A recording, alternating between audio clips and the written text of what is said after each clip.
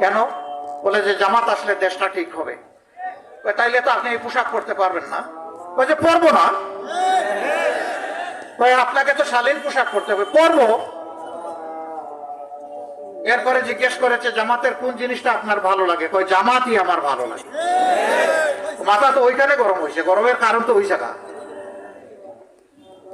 মা বোনদেরকে বিভিন্ন জায়গায় জিজ্ঞেস করা হয় কারে ভোট দিবেন, হয়তো সে তার পছন্দ মতো বললো যে আমি দাঁড়িপাল্লায় ভোট দিব। কেন দিবেন?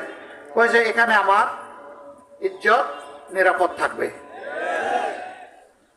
আপনি মাথা গরম করে কি করবেন? আপনিও মাকে সেই ইজ্জত দেন, তাহলে তারা আপনাকেই ভালোবাসবে, সমর্থন করবে। আপনি বেইজ্জত করবেন আর জোর করে আমার মায়ের সমর্থন নেবেন।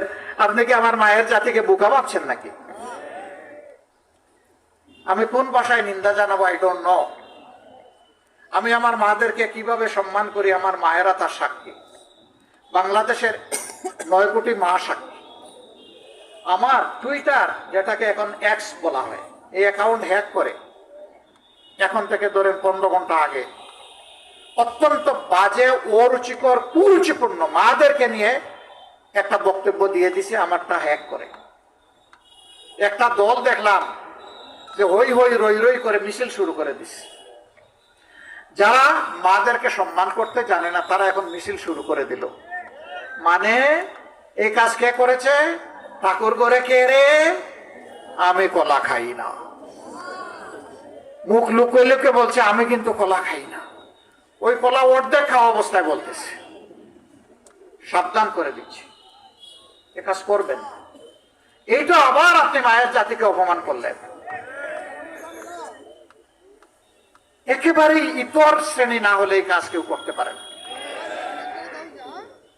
আরে ভাই, আমার বক্তব্য, আমার কর্মসূচি, আমার পরিকল্পনাকে তুমি তোমার বক্তব্য, আদর্শ, কর্মসূচি, পরিকল্পনা দিয়ে মোকাবেলা করো।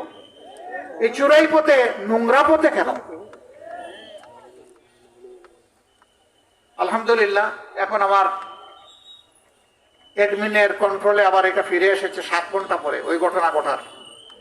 এতে সাময়িক যদি কোনো মা ওদের অপতথ্যের কারণে কষ্ট পেয়ে থাকেন, আমি তাদের কাছে ক্ষমা চাই। আবার আপনারা ভাই সাবধান, লিখে দিয়েন না যে উনার টুইটারে উনি বাজে মন্তব্য দেওয়ার জন্য উনি আবার ক্ষমা চেয়েছেন। আপনারা কিন্তু এটা করেন মাঝে মাঝে, 2-1 জন, সবাই না। আমি সাবধান করে দিলাম এই ব্যাপারে।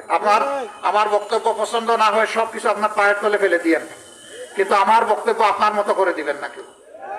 আমার বক্তব্যটা আমার মতো করে দিবেন, যেমনটা আমি বলেছি। আমি প্রায় জায়গায় দুঃখের